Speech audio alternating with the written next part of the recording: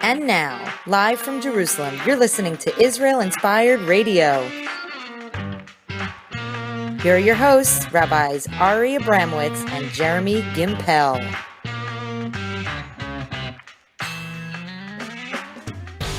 Shalom and welcome to Israel Inspired on the Land of Israel Network, thelandofisrael.com. This is Ari Abramowitz trying to sound like a real radio host. Jeremy, it's good to have you here. I really liked that introduction. Yeah? Yeah, that was good. We shouldn't do it again? I was like, we could always re-record. We often re-record the first. So far, that's the best part of the show. So far. It's good to have you here. Well, when I say good to have you here, this is your man cave and your house and your office. Yes. Which is sort of a new place to record. And it's nice to know because now I have little Dvash that makes little gooey noises and cries and whatever. So there's no real refuge anywhere on the farm other than this room right here that we can reliably record a show without interruptions. Yeah. Well, you know, King David had his caves. Bar Kokhba had his caves. We have our cave. It's like this, it built into the mountain with two windows. That's right. It is built in, and it's sort of a man cave office headquarters. This is the headquarters of the global revolution. This is the headquarters of the global revolution. It. What's funny is we're having a meeting with the partners, and we said we're going to meet in the cave, and one of them starts walking down to the other cave, you know, like the down actual the mountain, cave. the actual real Davidic cave. What did happen in that cave? What do you really think happened? Something had to have happened. It's just too monumental. Well, there's proof of a fire from 2,000 years ago on half of the roof, and so ceiling on the ceiling, it's right? It's not really a roof, and you know the main passageway between the Herodian and Masada and all of that area, which was the last free Judea before like the Romans totally crushed the revolt. That was a giant cave that was used as a place of refuge. So that's from the times of Rabbi Akiva, Bar Kokhba. And we've already been to enough caves in the area to see how unique this cave is. Yeah, it's really beautiful. It's really, really beautiful, really special. It has its own natural skylight there. You know, you can look out in the distance from within. It's just a really special. I just can't imagine that crucial things throughout Jewish history didn't play out on that cave and this farm, this land. Yeah, you just know that. I mean, it's. You know, the En Gedi Spring is literally just a 7-hour walk in the ravine from our farm. And this cave is between us and the En Gedi Spring, closer to our farm. And, you know, that's where David was inside a cave in En Gedi. And then Saul walks in and he cuts off the corner of his coat. And he's like, hey, Saul, why are you trying to kill me? I'm loyal to the king. So we just know that all of these stories happen in our cave that's right here in our farm is so beautiful. That it's just obvious that King David had to have spent some time there. Yeah, and I'll tell you, there is, I feel like there was a little bit of a dormant period during Corona where things were just sort of quiet. I think the world was in a little bit of a cocoon during the Corona period, but now it seems like things are bursting forth here at the farm now. Really? I don't feel that. Really? Yeah. Have you stepped out of your front door? Well, literally out of your front door. Well, there's a lot of, I guess, the Beit Tfilah, it's like the pulsating heart, the shining soul of this entire enterprise is the Beit Tfilah, is the house of prayer. That's true. No, so we are moving forward in completing the construction of the physical reality, but the groups that were coming from Korea and Holland and Germany and America, that like life force that was coming here and being inspired and leaving and telling, that's totally come to an end. Like there are no more international tourists. Just as the moon waxes and wanes, so do different energies here at the farm. So sometimes there's external energies coming in. Sometimes there's internal energies coming out. So right now, the internal energy to me, that is the soul of this place, is the house of prayer, is our synagogue, one could say, on the very top of the mountain, the highest spot on the farm. That was actually when we first got here, I stood up there, I'm like, I'm going to build my home here, because you could see everything in every direction. And then it was brought to my attention that it's Jewish practice, Jewish tradition, that on the highest spot on the mountain, that is where the Beit Knesset is. That's where the house, if God is the El Elyon, then we should, the highest of all highs, then that is where we should build the house of prayer. So that's what we did, and rightfully so. And we just had this overwhelmingly generous burst of angelic generosity coming in. We're not really allowed to give more details than that, but we're now about to finish it. Yeah, it's we're going to really, finish really it. exciting. And just, the flooring has been put in. These holy Jews have come in from Tekoa. And before they laid the first brick down, tile down, ancient stone tile down on the floor. It's not a tile. It's really like a thick slab of marble. Marble slab, right. Like like porcelain tiles are in your bathroom. Yes, it's not a porcelain tile. Like it is thick a marble thick floors. Floor. It's beautiful. It looks like the temple. It really does. It does. Between that and the retreat center, the Khan, the two of them are just like epic, truly epic looking. We've been here for so long that sometimes you just need to look at it with fresh eyes and be like, what in the heck are we doing? It's just so beautiful. But yeah, so now it's like that. And these Jews have laid down these marble tiles, marble stones. And before they laid down the first one, they said, Lashem Yichud Kucha Brichu. They set their kavanot, their intentions, that this place, that their work that they're doing should be towards sanctifying God's name. And I'm like, those are the workers I want. Those are the workers I want here at the farm.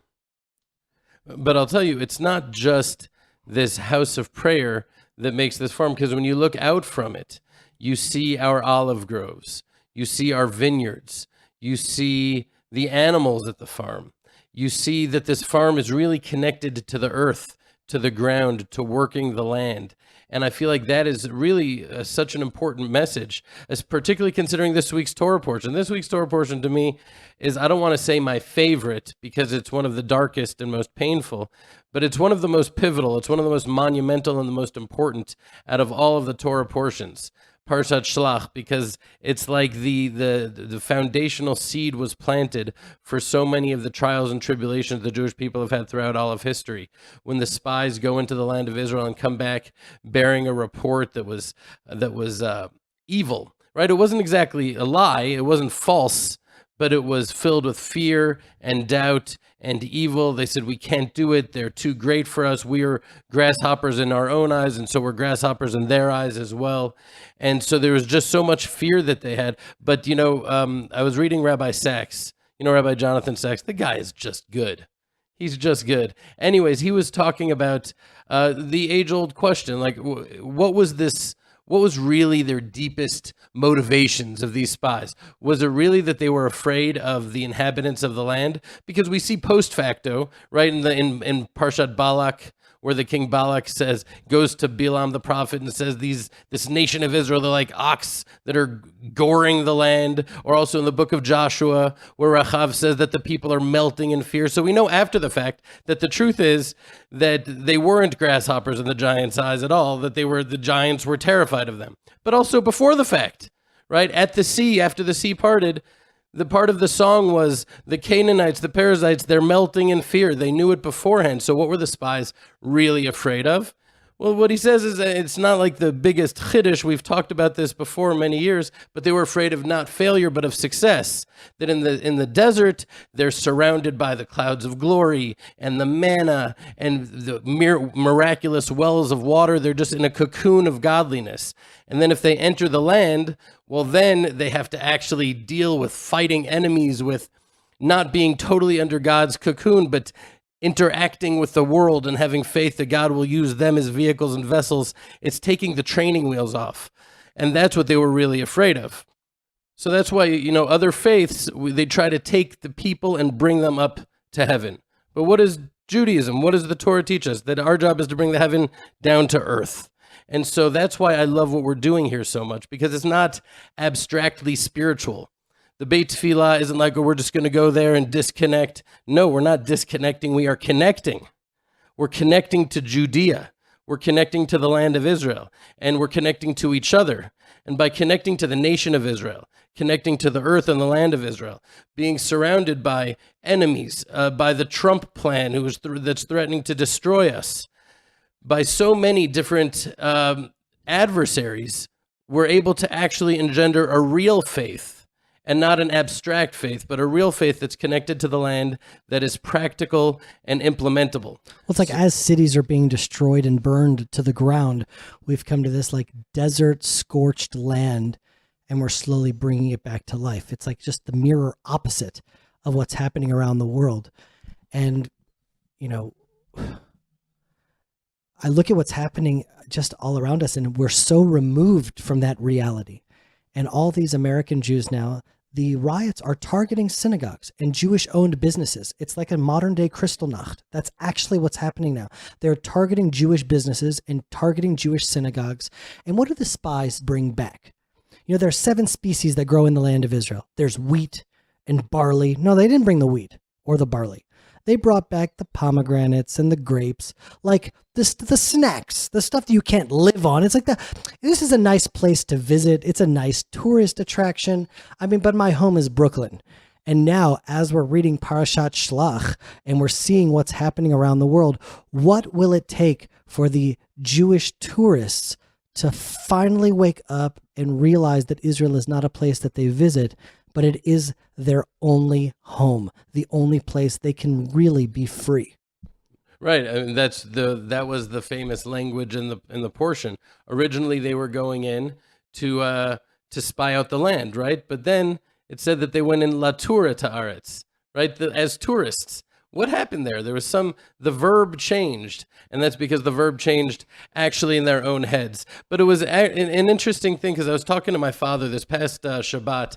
My mother and father came out to the farm and spent the Shabbat with me and Shana and Dvash. It was really one of those moments that's like the product of so many years of my crazy, insane, and unstable journey, and my parents praying for me. My father said that during his prayers now, I was just bumped from being first that he prays for. Now he has other things that he's praying for more than me, because things seem to be really so great for me. And they came out to the farm, and it was just a beautiful time. But he was sharing an insight that he heard, I think, from a man named Professor Juni. Anyways, he was saying that there was a sociological study on Holocaust survivors. Basically, Holocaust survivors that, when they went into the Holocaust began, Kristallnacht, to the concentration camps, and they were, let's say, 15, 16 years old. They already had a very confirmed, solid, stable perception of a stable world. Then after the Holocaust, they were able to recover at a much, much exponentially higher rate than kids that were born into this reality of the Holocaust. Right? They were born into this total instability of what is life. This is life, Auschwitz, ghettos. And then when the Holocaust ended, they didn't have anything to revert back to as far as a stability. And so when the spies entered the land and they came back with this report, it's not really that they were punished, that they had to die in the desert. It was more a consequence of the reality that they were born into slavery in Egypt. They couldn't conceive of a life of freedom and liberty. They actually preferred the slavery they knew to this inconceivable liberty and unity that they didn't, and freedom that they didn't know. Right? So well, that's also meaning it's a punishment, but it's what they asked for. They're like, we don't want to go into the land. And God's like, okay, so you won't go into the land. There you go. You get what you ask for. But I think that has something to do with our last show. That, and this may sound like an indictment of you, and I think it is. And not only in a lot of ways, but in every way. But no, I'm just kidding.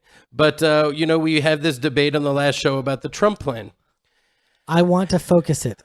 My position is not about the Trump plan. My position is about sovereignty. If people want to hear their show, they can go and hear the show. You'll hear it. Don't start backtracking. That's what I'm saying. When you say your position is about sovereignty, I'm saying you're like, we should do it. Declare sovereignty over 30%.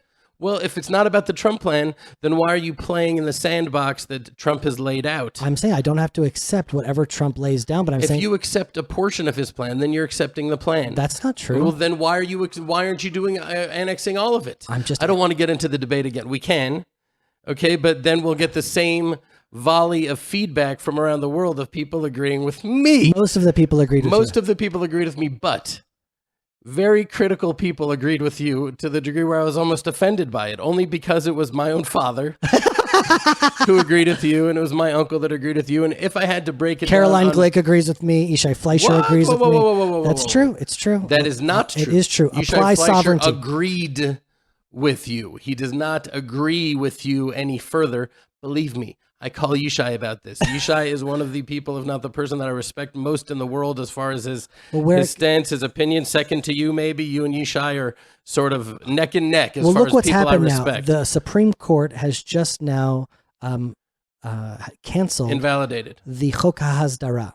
What is that? Well, there were about 4,000 Jewish homes that were sort of up in the air, slated to be destroyed in Judea and Samaria.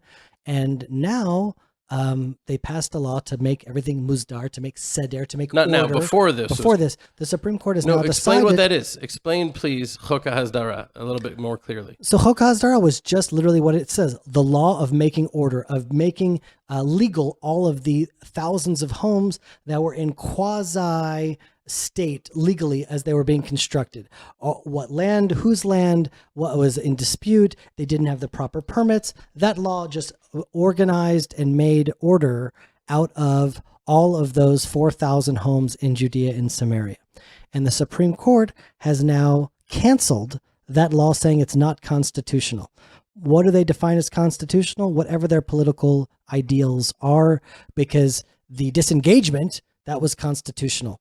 But these homes, not constitutional. To destroy terrorist homes, they stopped that law. To destroy Jewish homes, that's fine. So it's like whatever their left-wing, secular, radical ideology is, that's what they deem as constitutional, and they've just now canceled out the law.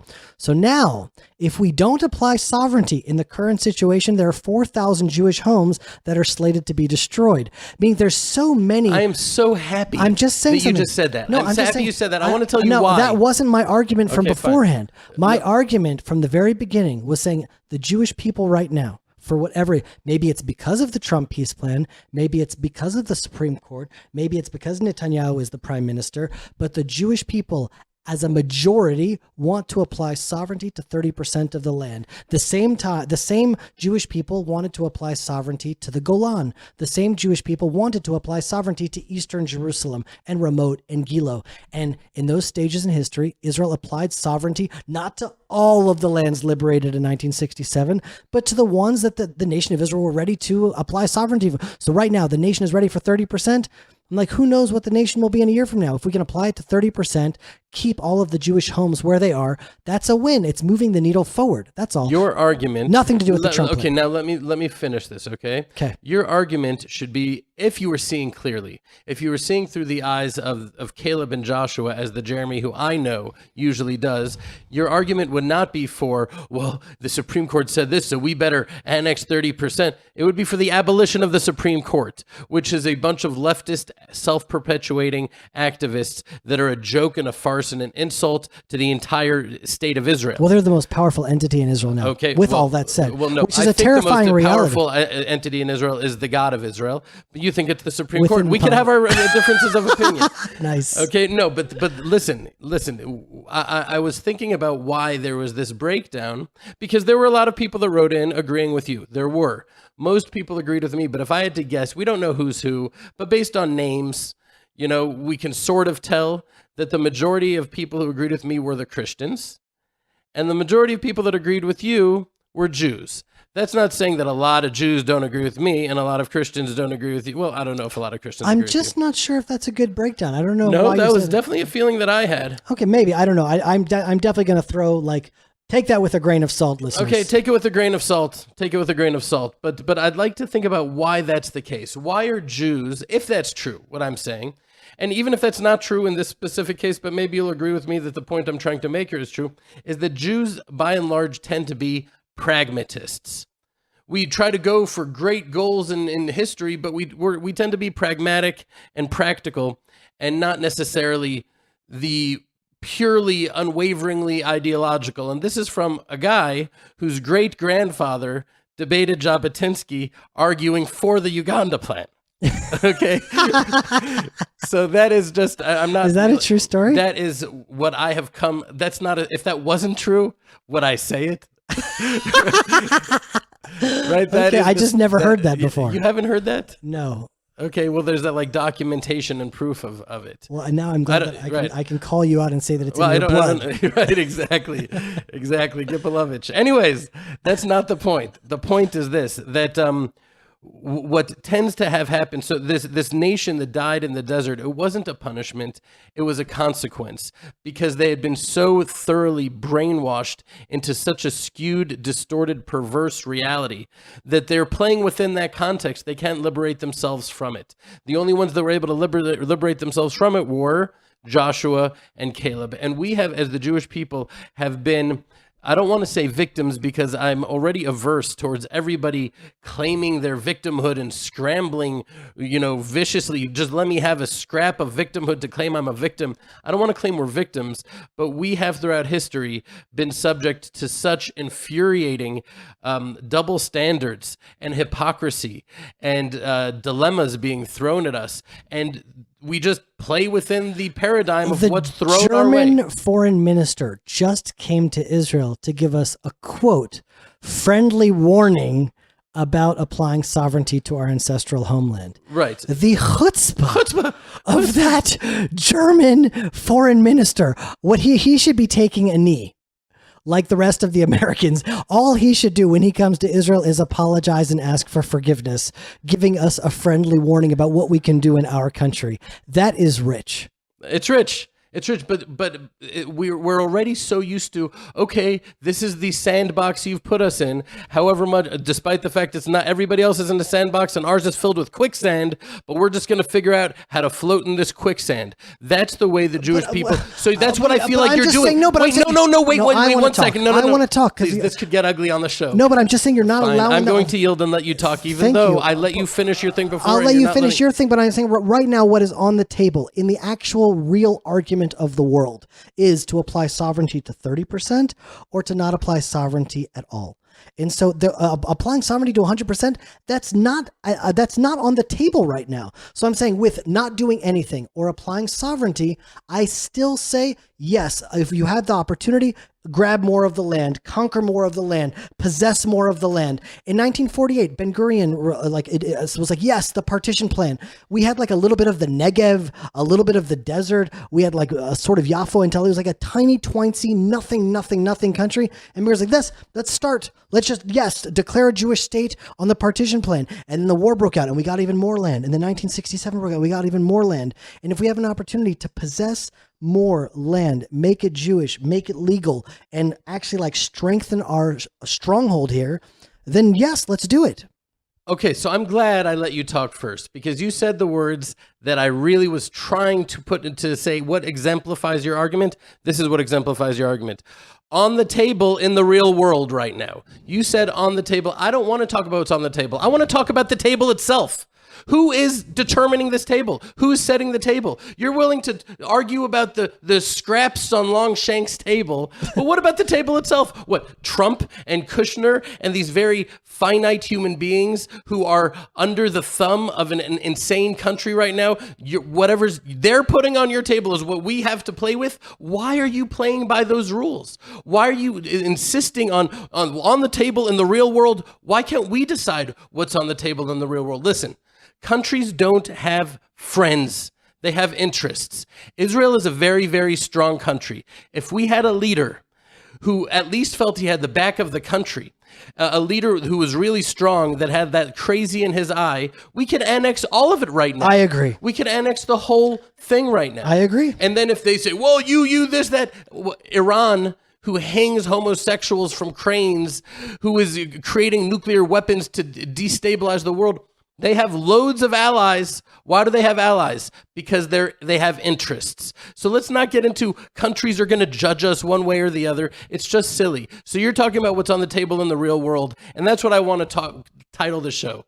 On the table, what's on the table in the real world, because that is exactly what I think we need to have war on, what's on the table, because part of the real call of the Jewish people of Caleb and Joshua was they say, the Midrash says that Caleb came back and he said, if Moshe says that we need to go up to heaven and fight the battle up in heaven, then let's get ladders and put them up to heaven, meaning that we don't need to know how it's going to play out. We need to know what is the right thing and the right step of faith in God and the step of truth. Can I just read one of these letters? Because there's a bunch of letters, but this one, I just remember reading it, and I was just taken by the humility in the letter itself. He wrote, as per your request of feedback regarding our opinions between you and Ari's thoughts about declaring 30% sovereignty, I must respectfully disagree with you, Jeremy, and take Ari's side on this.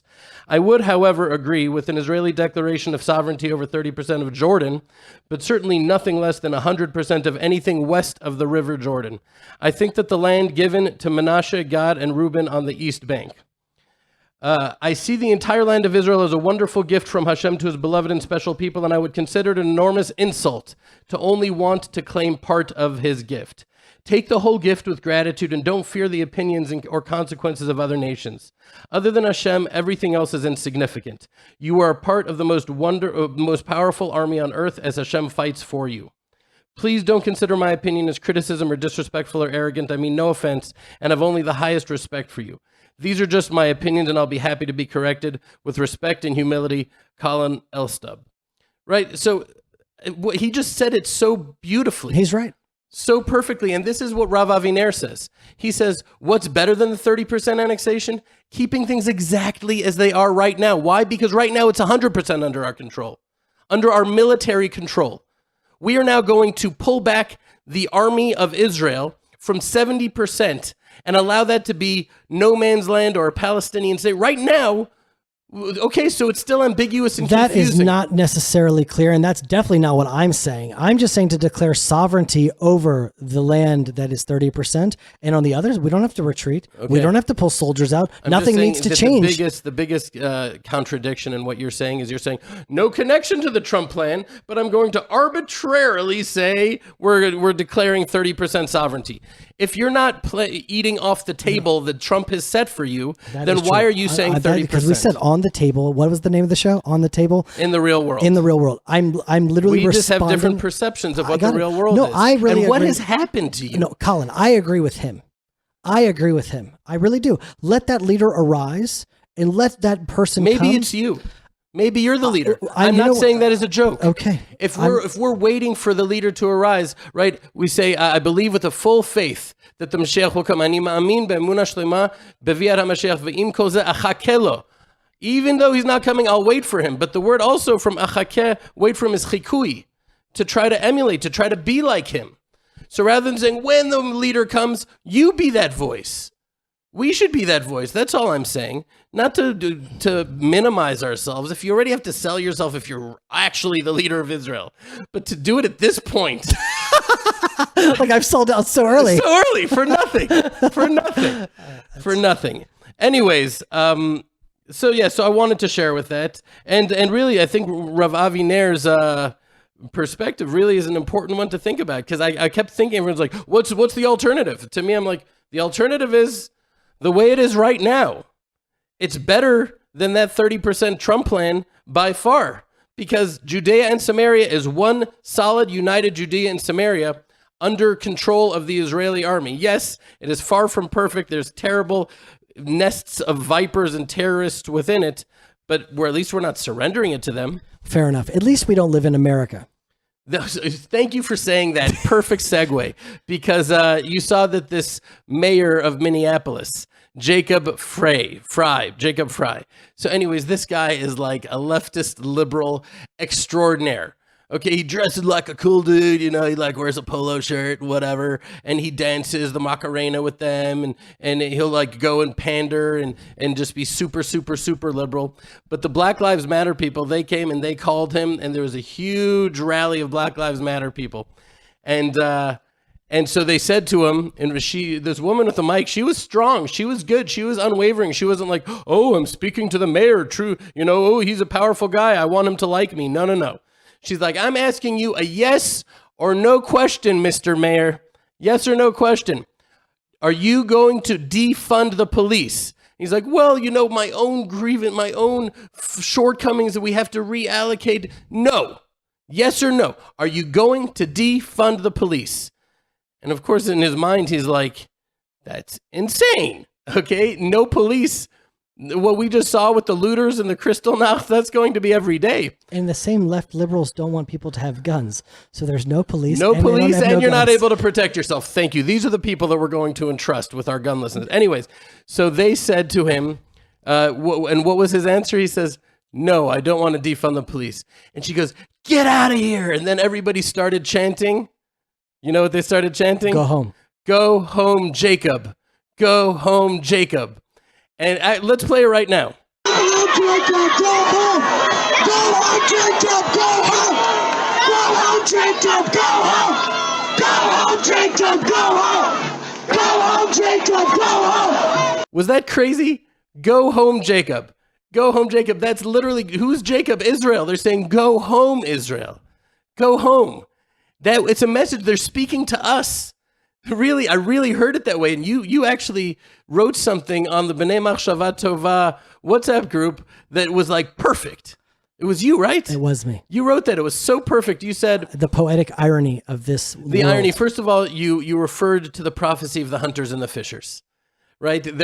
For example, you and I, we used to go on these trips to America and we would be fishing and talking about the beauty of Israel and vibrant life in Israel and wonderful, exciting life in Israel. But at a certain point, the fishing ends and the hunting begins.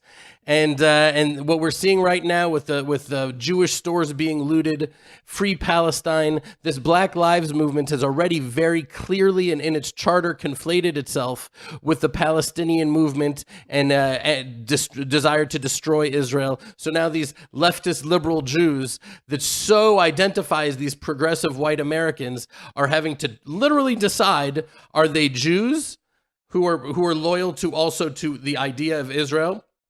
Not only because they're Jews, but because it's a beacon of democracy and freedom and truth? Or are they progressives who are going to turn their backs on Israel, the Jewish people? And unfortunately, a lot of them are deciding the latter. Black Lives Matter isn't just anti-Israel, it is anti-Jewish. Right. They don't want the Jewish people demonstrating with them. They want Jacob to go home. Yeah, go home, Jacob. But imagine, and then you said, how many Jews are going to kneel to the absurdity of what's happening in America or choose to be Mordechai? The visual of you saying that was so perfect. It was so beautiful. Was that you? Yeah, because it says in like the book of the Bible about like Jewish life in the exile is the story of Purim, and everyone is taking a knee to Haman, and Mordechai's like v'lo yichra v'lo yishtachaveh. Because everybody in America is taking a knee. Everybody is taking a knee. Biden, the mayors, the governors, the police chiefs, they're all taking a knee and bowing to this falsehood, this idol of American racism, which isn't true. It's not true. There are 375 million encounters between police and citizens. And last year it was 13, it's something like 13 unarmed black people were killed by policemen. 25 times that amount of policemen were killed by armed black people. But to say that America is a racist country, there's not one person that doesn't think that what that cop did was evil and sick, and he should spend the rest of his life in prison, if not worse. That's what I think. Someone wrote in saying like that just sounds so naive, and I really agree with them. To say that there's no racism in America is to say there's no anti-Semitism in America. No, I didn't say there's no racism. I said America is not a racist country. There's a difference between saying America is a racist country. Of course, there's racism. Okay, there's a bunch of dudes in a bunch of places that are super racist. But even with all of the anti-Semitism in America, I don't think America is an anti-Semitic country yet. What's the difference between an anti-Semitic country or a racist country and what you're saying? Okay, racism in America means that there's a bunch of dudes in America somewhere that are racist. That there's like 10 guys that are like, yeah, what happened to that guy, George Floyd? Good. That's a good thing. The 99.9% of Americans saw that.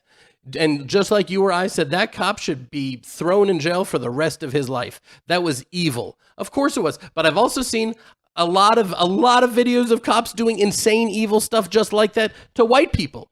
So he did it to a black person. So now it's a race thing. That is already an accepted, universally prevalent opinion that it was a racist incident. And I'm just not sure it was a racist. And it was definitely evil, but racist. But it spawned this entire movement where whites around America are having to literally to kneel down to this falsehood of these bully Black Lives Matter movement. It's really, really crazy, and it's sick. And then the visual that you said, how many Mordechais are going to not bow down? But what does that look like, not bowing down? I think not bowing down means go home, Jacob. That are willing to say, I'm not going to bow down to this, but the only future for Jews is not in America. Aliyah literally means to rise up. That's beautiful. Not to bow down. That's beautiful. It means to rise up. And it pains me because I have so many friends and so many family that may listen to the show, and I know it's not a message they want to hear. It's not a message that they like. They may consider me an alarmist, an extremist, but what are you going to do? What are you going to do? You have to say what you have to say. So they're saying, go home, Jacob. But, I just heard Rabbi Wasserman. Do you listen to Torah anytime? Sometimes. Rarely, but he had this little bit that was sent to me by our very good friend, Bobby Pittenger. Right? Did you get that? Did he send it to you? No, I didn't get that. Oh my God. Well, we're going to play it right now. I want you to hear what this rabbi said, because he said he's not going to make Aliyah, but at least he was perfectly honest. He was honest about it. And that to me is the highest of values. Being honest with yourself, being honest with others, and that's what this rabbi did. So let's play that right now. 8 years ago, and I told everyone that if certain things happen in America, America is going to fall apart, because in God we trust. As long as God is in America, America will be okay. And it's still on the money, which is a huge thing. That America wrote God's name on money, that you should know that it comes from God. Huge, huge, huge. And I believe very much that's why we have such hatzlacha, parnasa. America is the richest country in the world, because it says on everything, the atheists try to get it off. They're still working on it to get in God we trust off the money. When that happens, then don't even wait 5 minutes. Get out of here. But the atheism and all the other liberalism in America has gone to a certain point. And about 7 years ago, I read, whoever remembers, I read something from the Medrash Rabbah on Pashas Noach, and said we all need to leave when this happens. And I'm getting now people who remember that shit, like, Rabbi Wallstein, how come you didn't leave? You're still here.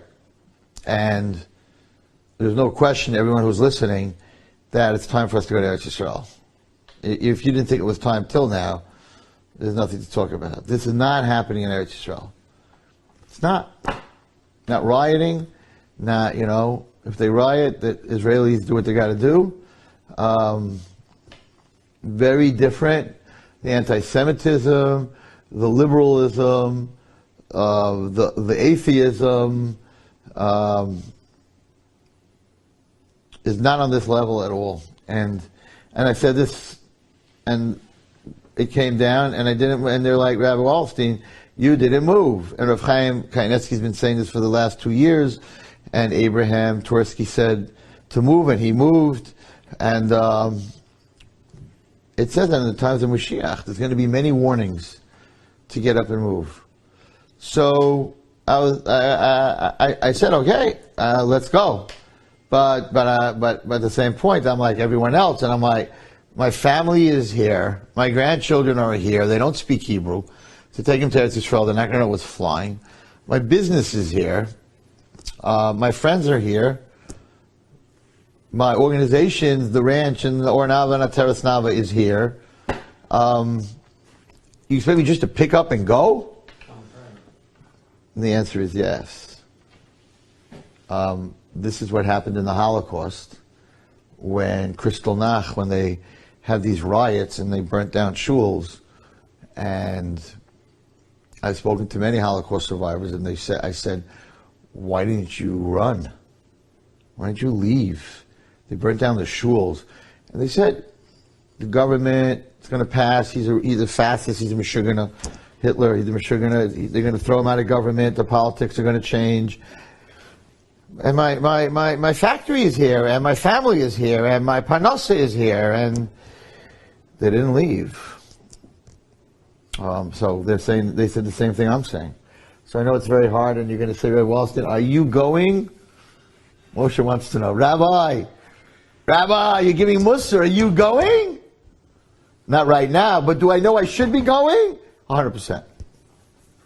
I don't have what it takes, but I'm going to work on myself. I don't, 100%. Because this is right now, and America had the worst virus. New York, liberal New York and liberal LA had the worst virus.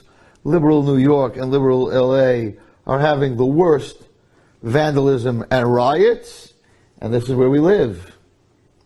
Hello, everybody. And you're all saying, okay, so if you move, we'll move. That's not fair, buddy. I got that today. Rabbi, lead us to the promised land. I have to, yeah.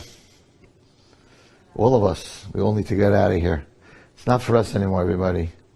It's just not for us. It's just, we don't belong here. It's not for us physically, it's not for us mentally, it's not for us emotionally. Hashem took away a lot of the money that was keeping us here, the education that was keeping us here. You want to Zoom? You're not sure, so Zoom. Zoom to your Rebbeim in America. Zoom. You want to Zoom? You can Zoom. You don't have to be. You can speak the language. You can speak Zoom English. All you want. Hi, Hashem, help us. I should have the koyach to lead you. But it's written in all the Sfarim. This is what's going to happen. And whoever's stuck in Gullus when Mashiach comes, some of us are not going to even make it to Eretz Yisrael. And it's the best place. It says very clearly the best place is Eretz Yisrael, and the best place in Eretz Yisrael is in the west part of Yerushalayim, not the east where the Arabs are, from the west part of Yerushalayim. America is Anyways, so Jeremy, you have any last messages for our friends, our listeners around the world? Yeah, I just think that this invisible reality, a virus, it's so small you can't even see it, has disrupted the world's strongest economy, has stopped international travel, has flipped the whole world upside down. Sometimes we feel like we're in such security inside our walls and our homes and our jobs. And it's just like a reminder that the world can just be flipped upside down at the blink of an eye. And that really the only security that we have is to be in line with our divine purpose and our divine mission and our destiny. If we are in line with what Hashem has for us in our life, then we really know we're in the right place. And that's just a soul searching for every single Jew that's outside of the land of Israel, because it could be that you are the exception to the rule. I mean, every rule has exceptions, but the rule is that the Jewish people should be in the land of Israel. And so if you're that exception to the rule, amazing, but everyone really should be questioning that big time. Am I aligned with my destiny? Is my life in Philadelphia or Minneapolis or New York or Brooklyn? Is that where I'm supposed to be now? Because ultimately, Israel's destiny will unfold, your destiny will unfold, and where you are meant to be, you will end up being, and better to realign yourself before you get realigned. That's beautiful. All right, everybody, you can always reach out to us, Ari@thelandofisrael.com, Jeremy@thelandofisrael.com. 2 weeks in a row, Jeremy. Huh? We're making it happen. We're making it happen. Shalom, everybody. Stay connected, stay strong. The Land of Israel Network is your connection to Israel and the Jewish world. Listen to our show hosts, Ari Abramowitz, Jeremy Gimpel, Eve Harrow, Josh Haston, Shlomo Katz, Mike Foyer, Yishai Fleischer, and more. Keeping you up to date on news, politics, and spirituality. That's the Land of Israel Network at thelandofisrael.com.